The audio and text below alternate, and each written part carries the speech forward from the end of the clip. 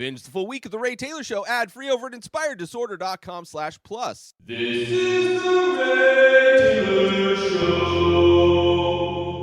Welcome to The Ray Taylor Show, where I bring you the reviews of the latest movies and TV shows, as well as classic and foreign films. I'm your host, Ray Taylor, and on this podcast, I'll be talking about all things film and television. Whether you're looking for a new show to binge or want to know if that blockbuster is worth the trip to the theater, or just want to hear my thoughts on a classic or foreign film, I've got you covered. So join me every Monday, Wednesday, and Friday for new episodes, and let's dive into the world of film and television together. On today's episode, I am talking about Totally Killer. Came out this year, 2023, directed by Nahnatchka Khan, written by David Matalon, Sasha Perl-Raver, and Jen D'Angelo. This stars Kiernan Shipka. I really hope I didn't brutalize those names too much, but those are the people involved with this horror comedy that is now available. I believe I saw it on Amazon Prime. It's on one of those streaming platforms, but just came out. Brand new film. Great little horror comedy for the horror season of October. In this movie, when the infamous quote-unquote Sweet 16 killer returns 35 years after his first murder spree to claim another victim, 17-year-old Jamie accidentally travels back in time to 1987, determined to stop the killer before he can start. So already, horror, comedy, time travel is involved.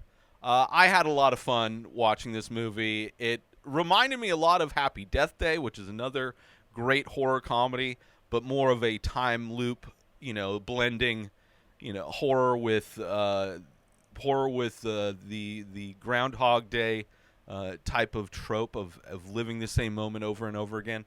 This one, I would say, and I've heard others say, it's kind of a mixture of Back to the Future and Scream, which I think is kind of a perfect. Back to the Future is literally referenced multiple times in this movie, but also has that kind of meta quality that Scream does as well, where it understands there are rules associated with things. But it's a fun horror comedy. I would absolutely recommend watching if you're looking for something fun. I really do love, my love of the horror genre is something that, like, in my teens, I loved horror films. Even as a kid, renting a scary movie, staying up late, eating junk food, watching a scary movie was always something I enjoyed. Obviously, when Scream hit when I was in high school, that was like a phenomenon. A lot of great kind of movies in that period.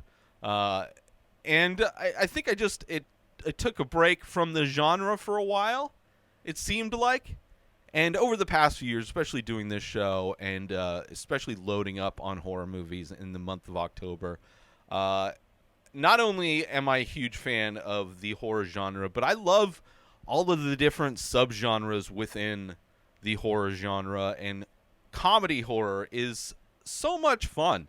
A blend of, like, they balance each other out so well in film, right? You have the tension of horror, the tension of, a scary movie, and then you have the relief of that tension with comedy. And, both genres you can kind of get away with. Like, I can put my thinking cap off for a little bit and just enjoy the ride. And I think this movie does a great job of that. I enjoyed the comedy in this film, as well as the use of time travel was great in this. Like the idea of what happens when you send a Gen Zer back to the 80s, seeing how different culture was back then, right? Anywhere from how much people smoked cigarettes, and the fashion, obviously, but also from that stuff to also just kind of what was common homophobia and racism. Although I didn't really see, definitely the homophobia stuff was touched upon, was an aspect of highlighting how different times have changed since the 80s. But didn't see that much racism, which for sure was and this very diverse cast, right? When she goes back to the 80s, very diverse group of friends. So kind of surprising that they didn't highlight some of the fact that people were a lot more racist in the 80s. But I do like how, because you have a younger person from today going back to the 80s, it is a fun fish out of water type of a thing where you see just how different life is, how much different things were. And I really like the idea, and, would have loved to see even more of that, even if this movie was just a time travel movie. It didn't have the slasher horror element to it, and was just a movie where it's like commenting on culture in the 80s. I loved it. I would love to see a full movie of that. Whether it's going back to the 80s or even going back to the 90s, it's kind of a fun time travel for me as well. In the 80s, 87, I was 6 years old, so I wasn't quite as plugged into popular culture back then. Wasn't into the fashion, and it is interesting also in this movie, and just any time you see different decades kind of boiled down to just a few kind of things, which I'm sure weren't as prevalent, right? Like the hairstyles in the 80s, I think was pretty widespread, the horrible hairstyles. But even like the fashion and things like that, like even today, modern day, people, not everybody's wearing the exact same thing. But anyway, I do love that aspect of this movie, the time travel aspect. And I like the lead actress. She's great, right? She carries the film well, and another film or TV show depicting a podcast. And, of course, it's depicting the podcast as true crime. Like, true crime podcasts in media seem to be the only podcasts that exist. It is so rare. Maybe once have I ever seen a podcast being in a movie that's not a true crime podcast. Like, every single show. I mean, Only Murders in the Building is just a show about a true crime podcast. But then you have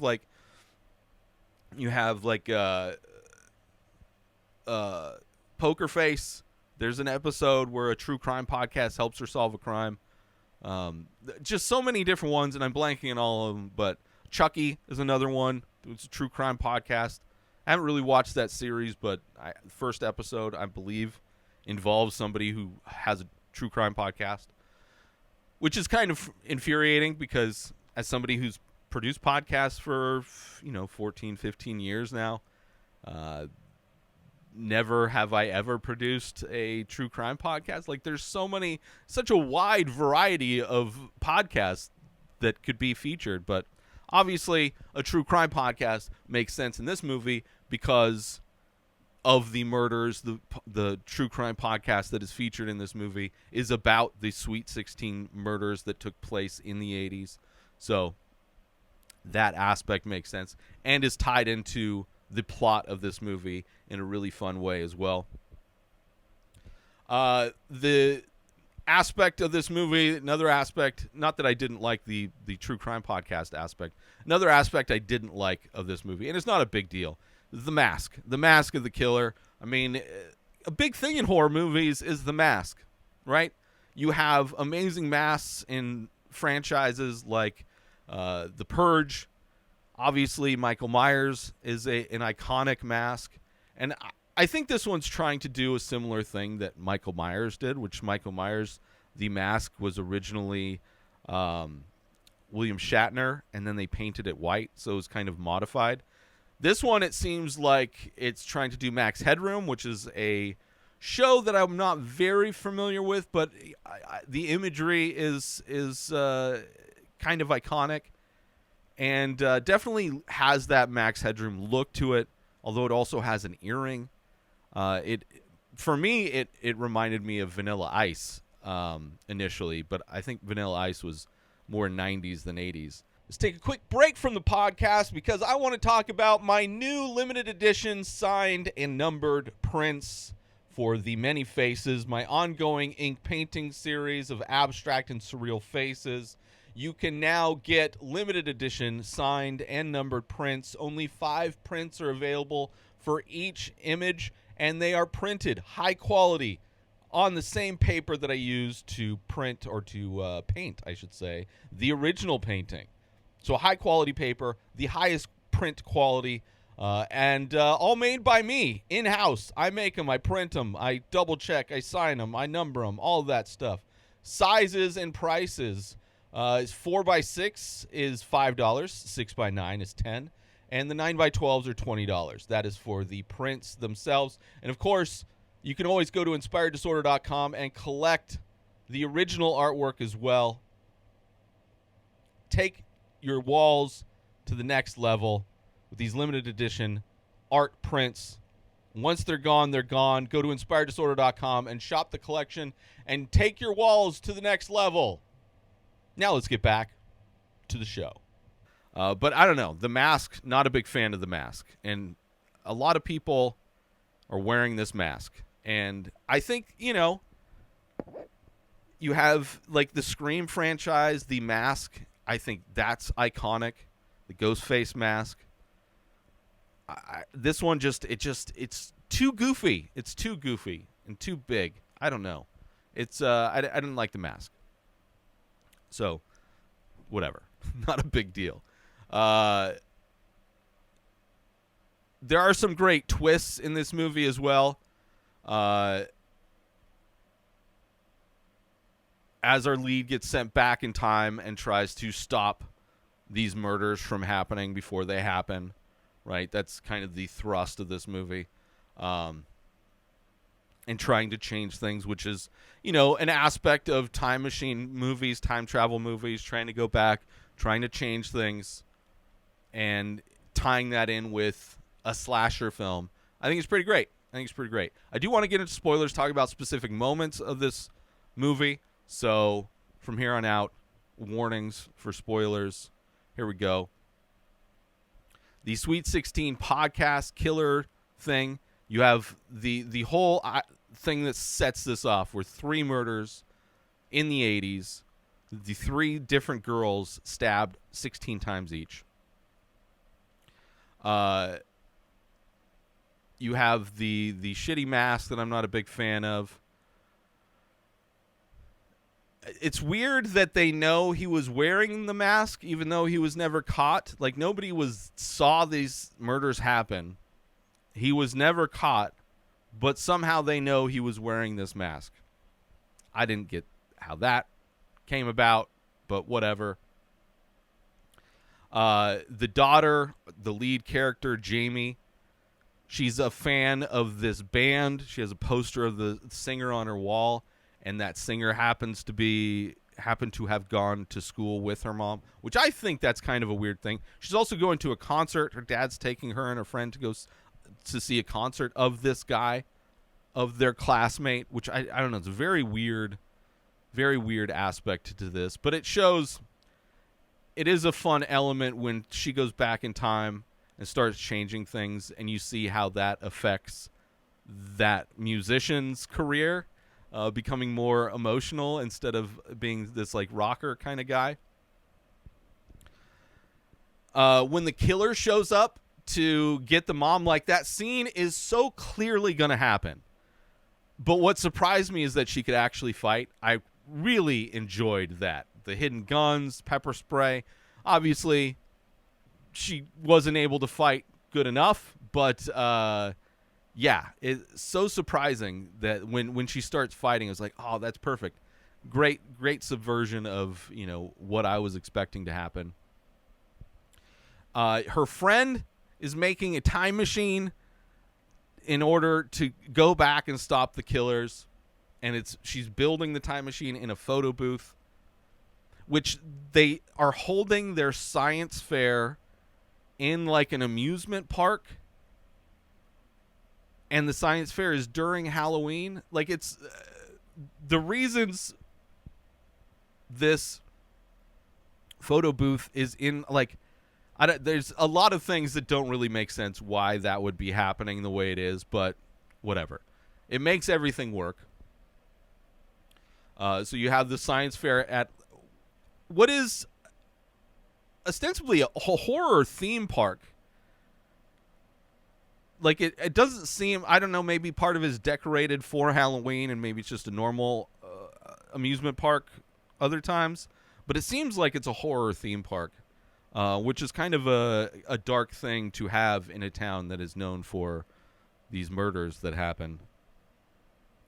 The time machine worked, but is damaged by the killer's knife, right? Which is kind of similar to Bill and Ted's and Back to the Future 3, where their time machine, in the process of going to a different time, it breaks and they have to fix it. And then she gets back to the 80s, and it's very 80s, which I do love. When I realized what this movie was going to have as far as a Gen Z commenting on the 80s, I thought that was great. You see the woman just smoking, offering her a ride to school, which, like she mentions that, like, you're a kid, you should be in school right now. Why aren't you in school? But meanwhile, like, this amusement park is full of people. I don't know if I specifically saw kids in that, but it's like, what? There are aspects of this movie that are like, if I thought too much about it, it would hurt my brain. But she gives her a ride to school. She also comments on the shirt, this FBI shirt, the female body inspector shirt this guy's wearing, which is kind of, that was the first comment when she travels back, when she gets out of the phone booth in the 80s. And there's this guy wearing this FBI shirt, which I remember those shirts. I'm sure people still wear shirts like that at, like, you know, Trump rallies and shit. But, like, her making the comment about, is like, oh, this is a movie that conservatives will cry about it being too woke. Like, they will cry about it being too woke. For sure. The school was called the Red Devils back in the 80s, and of course the mascot, or the symbol, is of a Native American. So, you know, there's like the big racist aspect of what the 80s were like. The dodgeball scene is filmed like a war scene, which I thought was kind of fun. Finding out her mom is a jerk is a fun aspect of it as well. Seeing that everybody smokes. Their friend group, very diverse, which I don't have a problem with that. I just don't find that to be the most realistic thing. I mean, my friend group in the 90s was pretty diverse as well, but like, not only culturally diverse, but racially diverse, but also, like, you have stoner, like, each person in the group seems to be somebody that would have been in a different, like, everybody had their cliques. Like, you watch a movie like 21 Jump Street, especially the remake of that, and there's a great scene in that movie where they both show up to high school, these two cops that are undercover showing up to high school and seeing all the cliques. Now, of course, they make a funny joke of how different the cliques are in modern day compared to what they were like in the 80s or the 90s. But that's the reality of when I was in high school. Like, all the goth kids hung out together.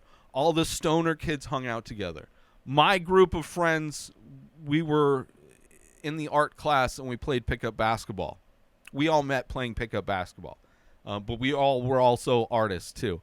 It's very weird, our group. But this group has, it's very weird. I mean, it makes for, you know, a more interesting movie, but it would have been nice to see this friend group. It would have been, it would also would have allowed them to show the racism that exists. Not just the school mascot being a Native American, calling it the Red Devil, very racist, but just seeing the casual racism that people had with each other, even in their friend group. But they didn't do it. Let's take a quick break from the podcast because I want to talk about a way for you to make a little bit of extra money by making content for companies, for brands, for products. It's really easy to make user-generated content. You can check out all the content that I've made over at inspireddisorder.com/UGC. That is also where you can go sign up through Join Brands, which is the exact service that I use to get connected with different brands to make content, whether it's selfies with products, how-to videos, unboxing videos, product reviews, all kinds of stuff. It's really easy to do, a great way to make extra money, and you get free products while you're doing it. So go to inspireddisorder.com/UGC, check out all of the content that I've made, and sign up to make your own content. You don't have to have a massive audience on social media. You don't even have to have social media accounts. You just have to be able to make content, take pictures, video, that kind of stuff. It's great. It's easy. Go check it out, inspireddisorder.com/UGC. And now let's get back to the show. They eventually go to a cabin in the woods, right? She's trying to stop all these things, and of course, as she's changing things, it's changing things in the future. They end up at a cabin in the woods, and she's talking about rules, which is so much, like almost exactly a scene from Scream, going over the rules of a horror movie, but hers is like, we're going over the rules of how these murders took place. One of the characters talks about beer pong. Maybe there was, I forget the other name for beer pong. Maybe that, but I can't. Beer pong is a thing that I didn't hear about until the 2000s. But that was also when I was old enough that was like college years. So maybe it existed in the 80s. I don't know. Just having a character ask somebody if they want to play beer pong, I didn't know that existed in the 80s. And it had a different name at one point. And actually, I saw a documentary probably a decade ago about beer pong. And maybe they discussed the beginning of it. But regardless, that stuck out to me, hearing a character mention that. The casting, which is common, they're all clearly like in their 20s trying to play 16. Like all these girls were killed on their 16th birthday, but they all look like they're in their 20s, which is common. Again, there was a time where they actually cast children.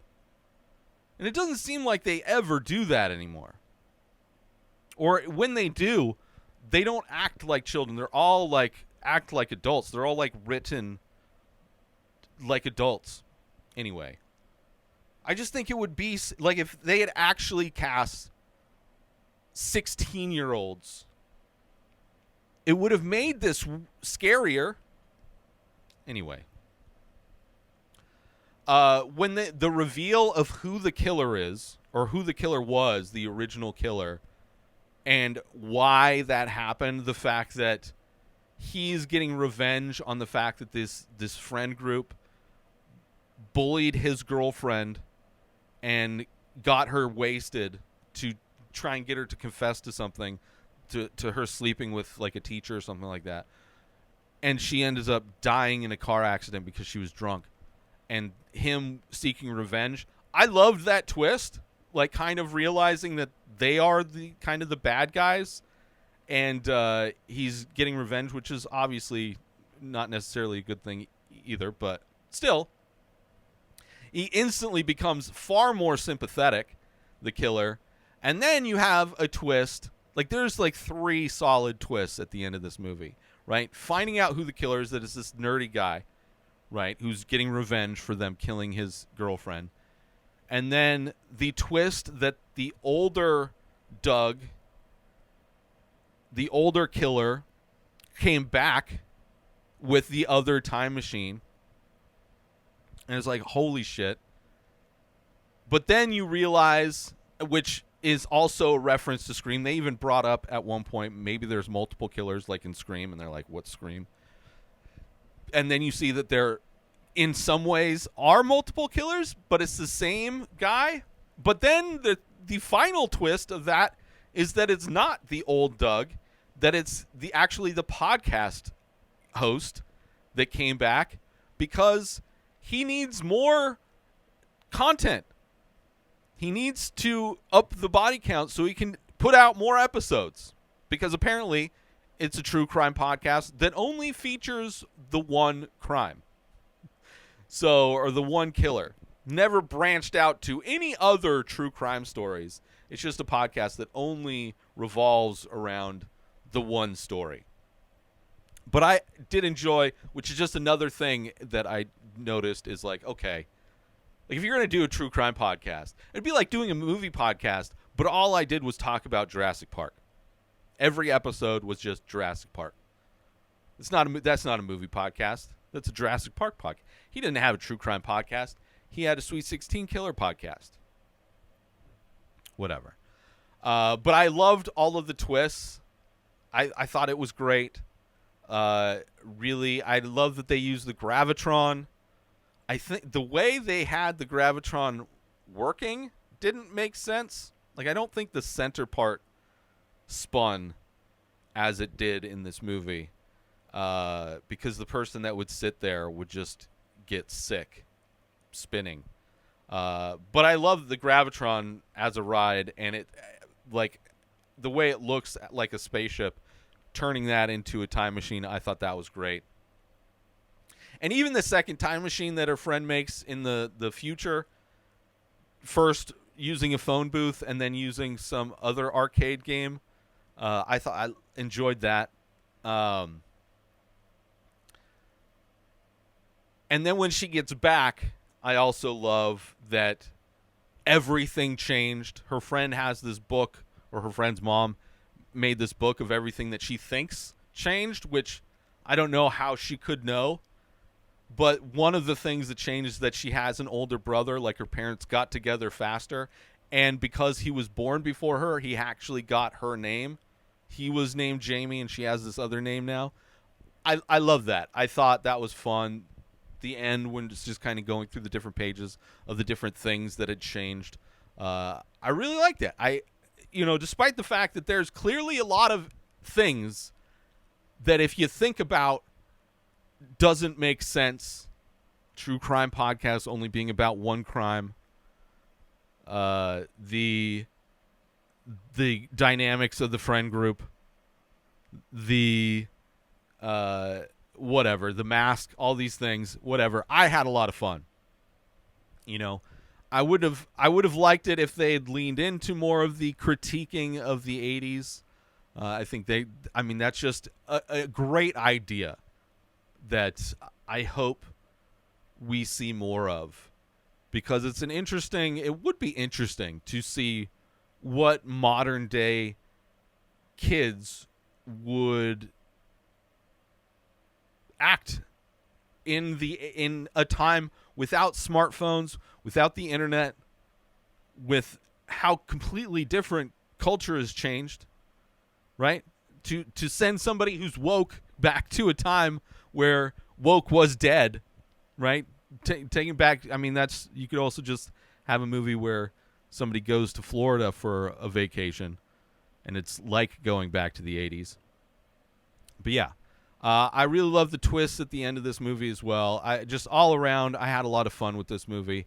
I can't see it being a franchise, right? They were able to do Happy Death Day 2, a sequel, and that was okay. There's aspects of that movie, the sequel to that movie, that I had issues with. I thought it could have been way better if they had because it's a movie that starts out being one thing and kind of just becomes another version of the first movie. But I don't know. I had a lot of fun with this movie. Thank you all for tuning in to the Ray Taylor Show. I hope you enjoyed my thoughts on this movie, Killer, Totally Killer, which I enjoy the title of this movie as well. But don't forget to tune in every Monday, Wednesday, and Friday for more movie and TV show reviews. And join the conversation by leaving a comment or rating on your favorite podcast platform or over on YouTube. Until next time, Enjoy the show. Subscribe to The Ray Taylor Show on YouTube and everywhere podcasts are found. Binge the full week ad-free over at inspireddisorder.com/plus. Purchase Ray Taylor Show merch over at inspireddisorder.com. Have a wonderful day, everybody. Peace out! Today is the day where you wake up and you realize that everything that you've been dreaming about, everything that you've been wanting, every goal and wish and hope that you've ever had can become real. Dreams can come true. What you manifest in your mind, you can bring to reality.